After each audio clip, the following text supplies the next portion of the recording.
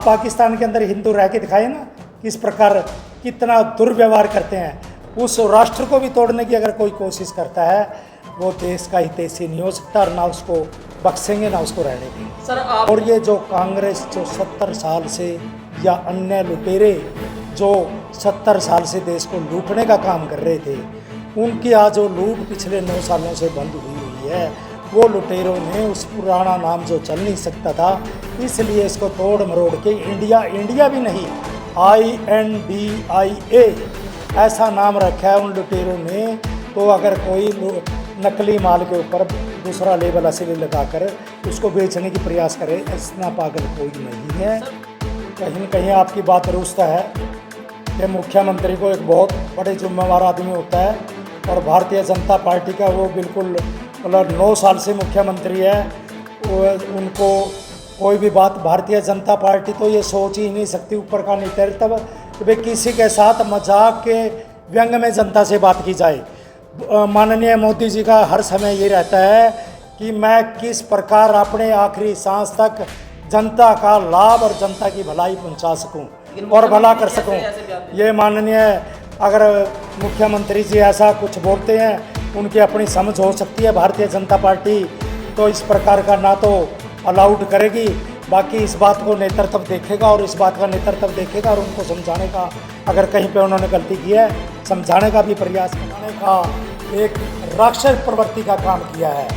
ऐसे जो देश के अंदर इस प्रकार के राक्षस जो देश को तोड़ना चाहते हैं, देश को मरोड़ना चाहते हैं, उसकी संस्कृति बदलना चाहते हैं, लोगों के सम्मान को खोना चाहते हैं, ये राष्ट्रद्रोही हैं। राष्ट्रद्रोही और राष्ट्र को धोखा देने वाले लोग हैं। इनको राष्ट्र के अंदर, भारतवर्ष के अंदर रहने का कोई अधिकार नहीं। जी नमस्कार जी, नमस्कार जी।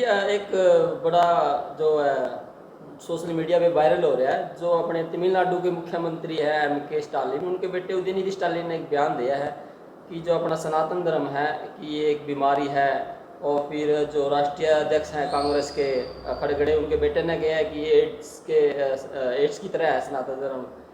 आप कैसे देखते हो इस बयान को? पत्रकार महोदय, पहले तो मैं आपके सभी जो चैनल वाले आप आए हैं, आपका स्वागत करता हूं और इस जनता को नमस्कार करता हूं और आपको बताना चाहता हूं कि ये जो इससे भद्दा और गिरा हुआ बयान शायद स्टालिन के जो पुत्र ने दिया है, हो नहीं सकता। ये राष्ट्र के विरुद्ध है, समाज के विरुद्ध है, आम जनता के विरुद्ध है। उन्होंने तो सतयुग से जो भारतवर्ष चला आ रहा है, जिसकी संस्कृति लाखों करोड़ों वर्षों जो वेदों पर आधारित जिसकी सारी संस्कृति है, उसको मिटाने का एक राक्षस प्रवृत्ति का काम किया है। ऐसे जो देश के अंदर इस प्रकार के राक्षस जो देश को तोड़ना चाहते हैं, देश को मरोड़ना चाहते हैं, उसकी संस्कृति बदलना चाहते हैं, लोगों के सम्मान को खोना चाहते हैं, ये राष्ट्रद्रोही हैं। राष्ट्रद्रोही और राष्ट्र को धोखा देने वाले लोग हैं। इनको राष्ट्र के अंदर, भारतवर्ष के अंदर रहने का कोई अधिकार नहीं है और ऐसे लोगों को जनता माफ़ नहीं करेगी। आप देख लेना, आने वाले 2024 के चुनाव में इस प्रकार के लोगों को कहीं छिपने की भी जगह नहीं मिलेगी, क्योंकि ये देश के इनके धर्म को और मर्यादा को, संस्कृत जो सनातन है, सनातन तो भविष्य भी था, वर्तमान भी और भूतकाल भी था और जो आप हमेशा रहेगा। सनातन तो भारत उसी के बेस पे टिका हुआ है। सनातन क्या है? सनातन तो एक विचार है, धर्म नहीं है, वो एक विचार है। उस संस्कृति से ही भारत बना है। एक वो भौगोलिक परिस्थिति जो सनातन की है, उस परिस्थिति से ही भारतवर्ष का निर्माण हुआ है। भारतवर्ष के अंदर रहने वाला कोई भी व्यक्ति, किसी जाति, किसी धर्म का कोई हो, उसमें पहले वो भारतीय है, फिर उसकी जाति है, फिर धर्म है। एक भारतीय देश ऐसा है जो सबको एक्सेप्ट कर लेता है। आप पाकिस्तान के अंदर हिंदू रह के दिखाए ना किस प्रकार कितना दुर्व्यवहार करते हैं। और आज हमारे भारतवर्ष के अंदर हम मुस्लिम भाइयों को कितने किसी प्रकार का भेदभाव नहीं करते, कितनी तवज्जो से, कितने गरूर से वो रह रहे हैं। आज वो उस राष्ट्र को भी तोड़ने की अगर कोई कोशिश करता है, वो देश का हितैषी नहीं हो सकता और ना उसको बख्शेंगे ना उसको रहने देंगे। सर, आपके ही जो पार्टी के पूर्व सांसद हैं राजकुमार सैनी जी, उन्होंने जो उस जो उदयनिधि का जो बयान है या फिर खड़गड़े के बेटे का बयान है उसको समर्थन दिया है, और समर्थन देते हुए उन्होंने जो डिफेंड जो डायलॉग दिया है, उन्होंने कहा है कि देश के जो राष्ट्रपति कोविंद नाथ थे, रामनाथ कोविंद नाथ, वो जब मंदिर में जाते हैं ब्रह्मा के, वहाँ उनको घुसने नहीं दिया जाता जाति धर्म के जो देखकर, तो वो उनको सही बता रहे हैं। आपकी पार्टी के पूर्व सांसद है। अगर पत्रकार महोदय, वो हमारी पार्टी के पूर्व सांसद आप बता रहे हो ना, अगर वो इस लायक होंगे तो पार्टी के अंदर ही रहते। अगर वो संस्कृति को जानते, भारतीय जनता पार्टी के जो महत्व को जानते कि भी उसके अंदर उनका क्या अपेक्षा है, क्या वो चाहते हैं, संस्कृति क्या है, हम राष्ट्र को जोड़ने की बात करते हैं, तोड़ने की बात नहीं। लेकिन राष्ट्रपति को तो फिर रोका गया था। कोई राष्ट्रपति को कभी रोका नहीं गया। सोशल मीडिया वायरल है जी। ये गलत कोई अफवाह फैलाने वाला, राष्ट्रपति तो देश का मालिक होता है, उसको रोकने वाला किसकी क्षमता है? राष्ट्रपति ही राष्ट्र का पति है, उसको रोकने वाला कौन हो सकता है? ये सब अफवाहजनक बातें हैं और ऐसे लोगों की बातों पे ध्यान देना भी न चाहिए। ये राष्ट्र को तोड़ने की जो बात करने वाले राष्ट्र के हितैषी कभी नहीं हो सकते। अच्छा जी, अब एक बड़ा मुद्दा और चला हुआ है, इंडिया अलायंस और जो एनडीए का अलायंस है, तो इंडिया अलायंस वाले कह रहे हैं कि जो भाजपा सरकार है वो इंडिया अलायंस से डर गई है, और इंडिया अलायंस से इतना डर गई है कि वो भारत जो इंडिया का जो वर्ड है जिसको हम भारतीय इंडिया कहते हैं, उस इंडिया को ही है जो हटाने की जो कवायद में लगी हुई है, और भारत को भारत ही कहा जाएगा, अब इंडिया नहीं कहा जाएगा, ऐसी कवायद में लगी है। और ये इसीलिए लगी हुई है क्योंकि भाजपा डर गई है इंडिया नाम से। जब से भारत की सृष्टि, भारत का निर्माण हुआ है, भरत राजा के नाम पर हुआ था, ये सभी जनता, सभी लोग जानते हैं, सभी हमारे पूर्वज जन्मों जन्मों से जानते आ रहे हैं। राजा भरत के नाम पर भारत का वर्ष नाम टिका था, इंडिया नाम अंग्रेज़ों ने टेक दिया। और ये जो कांग्रेस जो 70 साल से, या अन्य लुटेरे जो 70 साल से देश को लूटने का काम कर रहे थे, उनकी आज वो लूट पिछले 9 सालों से बंद हुई है। वो लुटेरों ने उस पुराना नाम जो चल नहीं सकता था, इसलिए इसको तोड़ मरोड़ के इंडिया भी नहीं, INDIA ऐसा नाम रखा है उन लुटेरों ने। तो अगर कोई नकली माल के ऊपर दूसरा लेबल असली लगाकर उसको बेचने की प्रयास करे, इतना पागल कोई नहीं है। सर, फिर भाजपा सरकार और मोदी सरकार को 9 साल बाद जो ये समझ में आया कि इंडिया जो नाम हटाना चाहिए, कहाँ तो मुख्य हमारे देश के प्रधानमंत्री make in India, Khelo India, पता नहीं कितनी है जो सेवाएं चलाई हुई है इस इंडिया के नाम से, अब जाके है जो इस नाम से नफरत, इसको हटाने की क्या जरूरत है? इंडिया नाम से कोई नफरत नहीं है। इंडिया शब्द भारत को मरोड़ के अंग्रेजों ने टेका, और पिछले 9 साल से ही भारत का तो प्रयास है कि हम हिंदी का प्रचलन करें और भारत माता का ही विकास करें। भारत ही हमारा, हम बीजेपी का एक ही नारा आ रहा है, हिंदुस्तान के अंदर रहने वाला हर व्यक्ति पहले हिंदू है, चाहे वो मुस्लिम हो चाहे ईसाई हो, भारत का नागरिक है तो पहले वो भारतीय है, हिंदू है। वो अपनी जाति और धर्म तो ये बाद में बटा है। हिंदुत्व को और भारत को कोई तोड़ने वाला नहीं हो सकता, उसको मरोड़ के किसी प्रकार से भी कहें। जरूरत क्या पड़ेगी? इंडिया को इंडिया रहने दो। इंडिया का है, भारत ही था, भारत ही रहेगा। भारत है वो तो रहेगा ही, भारत ही रहेगा। इंडिया हटाने से इंडिया अंग्रेजों का नाम टेके हुआ, क्या हम अंग्रेजों के सारे पुराने कानून बदलने लग रहे हैं? अभी देखे नहीं आपने? अभी अंग्रेजों के जो पुराने टाइम 150 साल पुराने, 200 साल पुराने कानूनों को हमने बदल दिया। हाँ, बिल्कुल बदला है। तो इसलिए धीरे धीरे काम हो रहा है। 9 साल में एकदम 140 करोड़ जनता, इतने बड़े देश को, इतने कानूनों को एक ही झटके में कैसे बदल सकते हैं? भारतीय जनता पार्टी तो एक संस्कारों वाली टिकी हुई पार्टी है, वो धीरे धीरे हर प्रकार का नुक्स देख रही है, जहाँ जहाँ नुक्स मिलता है। लेकिन जनता है, कुछ जनता ये भी कह रही है और अपोजिशन भी बार बार यही कह रही है कि जो भाजपा डर गई है, भाजपा क्या है, जो हिंदू धर्म हो गया, मुसलमान धर्म, इनको लड़ा के, या फिर अब जो भारत वर्ड है उसकी सिंपैथी गेन करके हिंदुओं की है जो वो वोट पाना चाहती है। भारतीय जनता पार्टी, मैंने आपको पत्रकार महोदय बोल रहा है, हम तो धर्म को मानते नहीं। हमारे लिए तो सर्वधर्म एक है, पहले भारतीय है और उसके बाद यहाँ पर रहने वाला किसी जाति किसी धर्म को माने, कोई इतराज़ नहीं है भारतीय जनता पार्टी को। मुस्लिम अपने वहाँ पे जाएं, अपनी जो मस्जिद में जाएं, ईसाई चर्च में जाएं, अपने धर्म को अपनाएं। हम उनके धर्म की छुट्टी भी करते हैं, सब कुछ उनको सहयोग भी करते हैं, बधाई भी देते हैं। भारतीय जनता पार्टी को कोई इतराज़ नहीं है किसी धर्म से, किसी जाति से इतराज़ नहीं है, परंतु एक इतराज़ है, भारत में रहने वाला, यहाँ की हवा लेने वाला, यहाँ की वायु लेने वाला, यहाँ की कृषि का अनाज खाने वाला पहले भारतीय है, फिर वो किसी जाति में बटा हुआ है।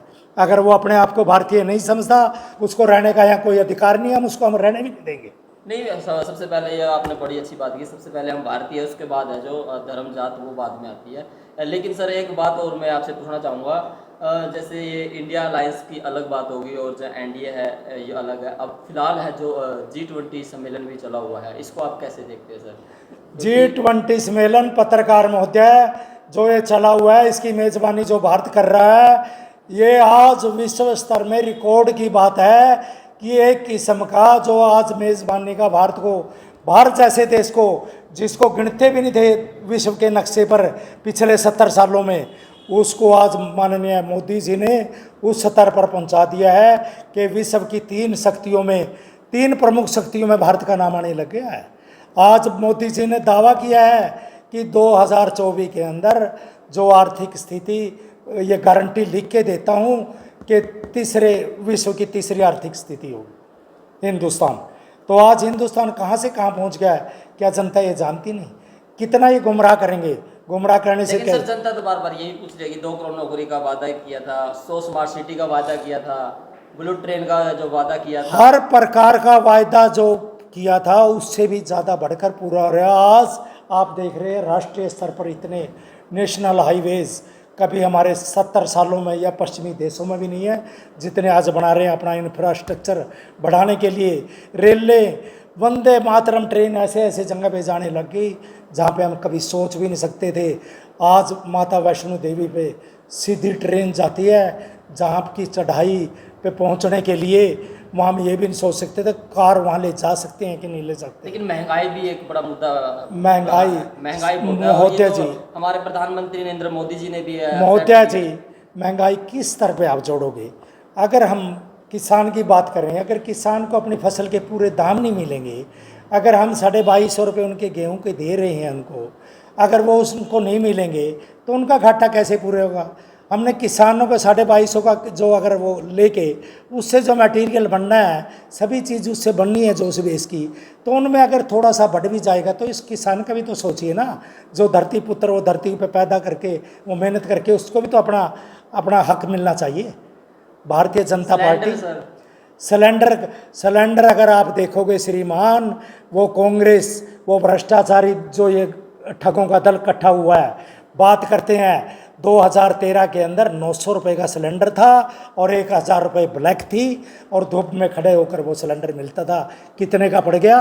900 रुपये प्लस 1000 रुपये ब्लैक, और ऊपर धूप में मारा मारी और उनकी इज्जत दांव पे लगाई जाती थी। आज हम इस भारतीय जनता पार्टी के टाइम में बिल्कुल लास्ट स्तर पर महंगाई में 1100 का सिलेंडर पहुंचा, जो उल्टा 900 रुपये का कर दिया, और जो उजाला योजना वालों के लिए 500 रुपये का ही सिलेंडर गरीब को हम दे रहे हैं। 1,80,000 रुपये की इनकम वाले को हर चीज़ फ्री में भारतीय जनता पार्टी की सरकार दे रही है, जबकि 3 लाख रुपये की इनकम वाले को भी आयुष्मान कार्ड की सुविधा पूरे परिवार को भारतीय जनता पार्टी दे रही है, उनको पेंशन दे रही है। और इससे बड़ा सर जनता ने वोट इसलिए दिया था बीजेपी सरकार को। अगर आप कह रहे हो कि 900 रुपये था 2013-14 में, लेकिन उस टाइम 450-500 रुपये कुछ सिलेंडर था, सरकार ने इसलिए, जनता ने इसलिए वोट दिया था कि जो महंगाई है उसको कम करेगी सरकार, और सरकार आए भी इसी वायदे से थी कि 35 जो चीनी है वो कम मिलेगी, पेट्रोल है 35 रुपये लीटर मिलेगा, ये सब आपकी पार्टी के लोग। भाई साहब, सब कुछ आप डबल है सर। पत्रकार महोदय, डबल कहाँ हुआ है?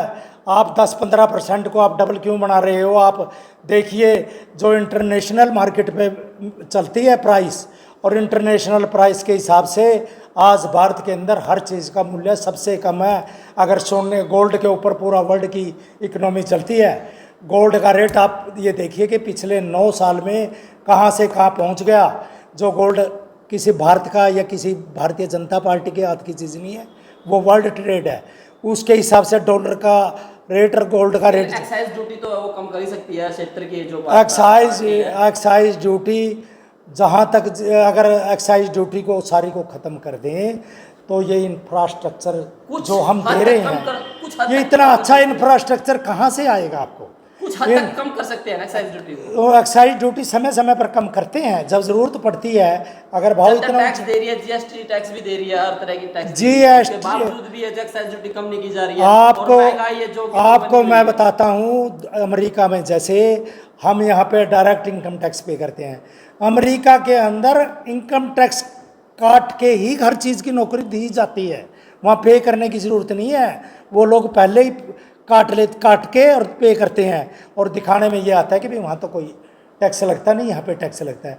हमारे उनसे बहुत कम टैक्स है अमेरिका से। सर बात करते हैं हरियाणा की जनसंवाद है जो हमारे मनोहर लाल खट्टर जी होगा चला हुआ है। अब एक वीडियो वायरल हो रही है, उसमें एक औरत है उनसे पूछती है कि हाँ, हमारे यहाँ पर महिलाओं के लिए कुछ फैक्ट्री लगाई जाए, लेकिन जो मुख्यमंत्री है कुछ जो मजाक से में उनको एक आंसर देते हैं कि जो चंद्रयान 4 है वो जाएगा और उस पर सबको भेजेंगे। क्या मुख्यमंत्री जी का जो इतने बड़े क्षेत्र का मुख्यमंत्री, उनका ऐसा जवाब देने का सही है? देखो पत्रकार महोदय, कहीं न कहीं आपकी बात दुरुस्त है कि मुख्यमंत्री को एक बहुत बड़े जिम्मेवार आदमी होता है, और भारतीय जनता पार्टी का वो बिल्कुल मतलब 9 साल से मुख्यमंत्री है। उनको कोई भी बात, भारतीय जनता पार्टी तो ये सोच ही नहीं सकती ऊपर का नेतृत्व कि भाई किसी के साथ मजाक के व्यंग में जनता से बात की जाए। माननीय मोदी जी का हर समय ये रहता है कि मैं किस प्रकार अपने आखिरी सांस तक जनता का लाभ और जनता की भलाई पहुंचा सकूं और भला कर सकूं। ये माननीय, अगर मुख्यमंत्री जी ऐसा कुछ बोलते हैं, उनकी अपनी समझ हो सकती है, भारतीय जनता पार्टी तो इस प्रकार का ना तो अलाउड करेगी, बाकी इस बात को नेतृत्व देखेगा और इस बात का नेतृत्व देखेगा और उनको समझाने का, अगर कहीं पे उन्होंने गलती की है, समझाने का भी प्रयास करेगा। परंतु भारतीय जनता पार्टी नीति जो थोपती है, ऐसी नीति थोपती है कि आखिरी बंदे तक जो कहीं पे सिफारिश लेके नहीं जा सकता उसको भी लाभ पहुँचे। परंतु अगर कहीं कार्यान्वयन करने में मुख्यमंत्री को अपनी कार्यशैली बदलनी चाहिए। अगर जब तक मुख्यमंत्री सख्त होकर और एक किस्म के इनके अधिकारियों पर सख्ती से काम नहीं करेंगे तो ये योजनाएं, जो बड़ी बड़ी योजनाएं भारतीय जनता पार्टी ने 153 योजनाएं तो माननीय प्रधानमंत्री जी न्योछावर कर चुके हैं जनता के लिए, जिससे हर वर्ग को फायदा होता है। अगर वो उनको ठीक से लागू तब नहीं हो पाती, अगर ये हमारे अधिकारी उसमें ढील मलोल का काम करते हैं। इसके लिए मुख्यमंत्री को उनकी चाबी कसनी चाहिए, ये ज़रूरत है, बहुत ज़रूरत है इस बात की। मुख्यमंत्री को चाबी कसनी चाहिए, नहीं नेतृत्व को उनको सब कुछ पता लगता है, वो अपना फैसला लेंगे। अच्छा सर, अब बात करते हैं नरवाना क्षेत्र की। यहाँ के जो विधायक है राम शुजागढ़ा जी, जो जेजेपी के विधायक है, लेकिन आजकल वो जो बीजेपी की गोद में जो बैठे दिखाई दे रहे हैं, क्या लगता है कि आपकी बार आपकी पार्टी है? देखो, रामनिवास जी विधायक जजप्पा से बन के आए। जजप्पा भी वैसे हमारी सहयोगी पार्टी है, हमारे साथ जो मंत्रालय में है, मंत्रिमंडल में है। परंतु रामनिवास जी शायद उन जजप्पा वालों से रूठे हुए होंगे, बीजेपी के पास हमारे पास आते हैं। हमारी जब समर्थित पार्टी है तो हम उनको मना तो कर नहीं सकते। और जो भारतीय जनता पार्टी को का तो एक ये नियम है, चाहे विपक्ष का भी विधायक आए, अगर वो विधायक लेके जाएगा काम तो किसी काम के लिए जनता के लिए ना नहीं है। अगर विधायक नहीं लेके जाएगा तो उसका तो सरकार के पास कोई उपाय। 2024 में आपकी तरफ से, आपकी पार्टी से इलेक्शन लड़ा जाएगा रामनिवास जी? भारतीय जनता पार्टी किसी को भी आश्वासन दे के नहीं चल सकती। जिनका हमारे पास नाम आएगा, मैं भारतीय जनता पार्टी का प्रदेश प्रवक्ता होने के नाते आपको बता देता हूँ, माननीय अध्यक्ष ओम प्रकाश धनखड़ जी के पास, माननीय प्रभारी विपल देव जी के पास, संगठन मंत्री के पास, ऊपरले नेतृत्व के पास जो टीम बनी हुई है, जिन जिन लोगों का पैनल में नाम आएगा उनका पूरा बायोडेटा हम चेक करने के बाद भारतीय जनता पार्टी तब टिकट देती है। ऐसा किसी टिकट के ऑफर नहीं है कि भी आज हमने इसको कंफर्म कर दिया कि टिकट हो गई, ऐसा कोई कंफर्म। सर, नरवाना का जो क्षेत्र आप यहाँ पर रहते हो, आप यहाँ पर घूमते फिरते हो, आप बिजनेस करते हो, विकास कैसा है नरवाना? देखो जी, अगर सच्चाई पूछो, सच्चाई ही पूछनी है। भारतीय जनता पार्टी का यहाँ प्रतिनिधि डायरेक्ट नहीं है। डायरेक्ट प्रतिनिधि ना होने की वजह से काफ़ी लॉस हो रहा है। इसमें कोई सच्चाई की बात है? भारतीय जनता पार्टी की इतनी 153 मानन स्कीमें, जो सीधी लाभ की स्कीमें हैं, हर वर्ग को लाभ मिल रहा है, माननीय प्रधानमंत्री जी ने लागू की हुई है, पोर्टल पे लागू है, परंतु उनको अमली जामा पहनाने का काम अगर हमारा भारतीय जनता पार्टी का विधायक सीधा प्रतिनिधि होता तो शायद मेरे हिसाब में कुछ नरवाना की फिदा कुछ और होती। परंतु विधायक जी को भी मैं यही सुझाव दूंगा, उनको सोचना चाहिए, कोई काम के लिए मना नहीं है, शहर की ओर भी ध्यान दे और गांव की ओर भी ध्यान दे। पानी भर जाता है, आप तो देखते हो, आपके यहाँ का तो इतना पानी भर जाता है 2 मिनट की भारतीय जनता पार्टी के सरकार के पास या माननीय अध्यक्ष जी ओम प्रकाश धनखड़ जी आज ऐसे अध्यक्ष हैं जिन्होंने खुला हर टीवी पर, हर चैनल पर, हर प्लेटफार्म पर वो कहते हैं अगर कहीं भारतीय जनता पार्टी के लोगों को दुखी है या हमारी जनता दुखी है वो मेरे पास आए, सरकार में काम करवाना मेरा काम है, भारतीय जनता पार्टी का काम है, हमारी सरकार है। परंतु ना तो लोग पता नहीं विधायक जी या अन्य लोग या अपनी डिमांड रखने वाले जाएं पर अध्यक्ष जी के पास जाएं। मैं दावे से बात कर रहता हूँ कि हर काम को बनेगा, कौन कहता है कि भी कोई काम नहीं बनेगा? क्यों नहीं जा रहे विधायक जी? तो विधायक जी या लोग नहीं, जनता क्यों नहीं जाती इस बात को तो मैं पता नहीं। जनता का प्रतिनिधित्व तो जो विधायक कर रहे हैं, जनता का प्रतिनिधि विधायक को होता है, परंतु जनता भी तो गुमराह हो रही है ना, उनको समझ नहीं पड़ रही अभी हम विधायक के पास जाएं या कहाँ पे जाएं, क्योंकि यहाँ पे तो जो भारतीय जनता पार्टी का अगर डायरेक्ट प्रतिनिधि होता तो उसके पास वो जाते हो समझते कि भी भारतीय जनता पार्टी 2024 में अगर डायरेक्ट बीजेपी का प्रतिनिधित्व यहाँ से बनता है तो नरवाना की जो इस टाइम की सिचुएशन है वो हम है जो इन फ्यूचर 2024 मैं ये बात दावे से कहता हूँ अगर 2024 के अंदर भारतीय जनता पार्टी का यहाँ से विधायक बनता है, नरवाना की फिदा वो होगी कि आप सोच भी नहीं सकते, आपको कुछ अलग ही नज़र आएगा डायरेक्ट, क्योंकि ये बात निश्चित है 2024 के अंदर माननीय मोदी जी की सरकार पहले से भी ज़्यादा सीटों से लेकर आती है, बनेगी। और हरियाणा में सर, और हरियाणा के अंदर उससे 6 महीने बाद चुनाव होगा। जनता इतनी बेवकूफ़ नहीं है किसी और को सरकार बनाएगी, भारतीय जनता पार्टी की ही सरकार बनाएगी। भारतीय जनता पार्टी का प्रतिनिधि अगर यहाँ से जीतता है तो नरवाना की फिदा बहुत अलग ही होगी। जो पिछले 20 सालों से मैं ये कहूँगा कि नरवाना कोई एक चीज़ होती थी, हस्ती होती थी, वो घटती जा रही है। आज नरवाना का कहीं नाम नहीं है। भारतीय जनता पार्टी भी किस नज़रिए से देखे नरवाना को जिताएंगे, तभी तो उस नज़रिए से देखें। मतलब आपकी मैंने बातों पे ये महसूस किया है कि भारतीय जनता पार्टी चाहती है कि नरवाना का विकास हो, बट डायरेक्ट है जो यहाँ का प्रतिनिधित्व जो बीजेपी का नहीं है, लेकिन जो यहाँ के विधायक है वो उनको भी है जो मोस्ट वेलकम कर रहे हैं कि आप आए और विकास, लेकिन यहाँ का प्रतिनिधित्व है वो कमजोर है, वो नहीं है जो विकास करवा पाए। देखो इस बारे में तो मैं नहीं कह सकता, विधायक जी अपने खुद वो जानते हैं, परंतु भारतीय जनता पार्टी किसी चीज़ के लिए मना नहीं करेंगे।